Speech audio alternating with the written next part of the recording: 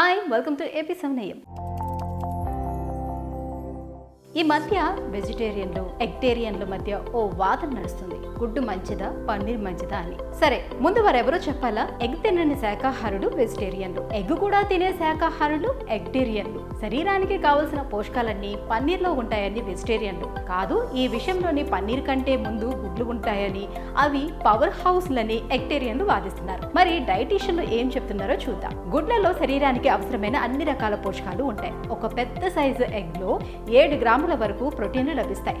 Vitamin B12, D, రైబోఫ్లేవిన్లతో పాటు selenium, chlorine వంటి ఖనిజాలు కూడా ఉంటాయి. అలాగే ఇక పన్నీర్ కూడా పోషకాల గని వంటిదే.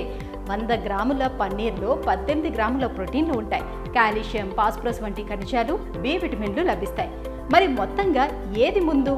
ప్రోటీన్లు, విటమిన్ల విషయంలో గుడ్లు, పన్నీర్ దాదాపు ఒకే రేంజ్లో ఉన్న శరీరానికి అత్యవసరమైన అన్ని అమైనో ఆమ్లాలు గుడ్లలోనే లభిస్తాయని డైటీషియన్లు చెప్తున్నారు.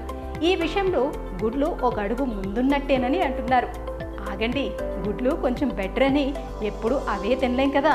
పన్నీర్, బటర్ మసాలా వంటి టేస్టీ కర్రీ తినకుండా ఎలా ఉండగలం చెప్పండి. అందుకే అన్ని ఆహార పదార్థాలు ఉండేలా ఆరోగ్యకరమైన ఫుడ్ తీసుకుంటే అన్ని విధాలా బెటర్ అనమాట. సో ఈ వీడియో కనుక మీకు నచ్చినట్లయితే లైక్ చేయండి, షేర్ చేయండి, మా ఛానల్ తప్పకుండా సబ్స్క్రైబ్ చేసుకోండి.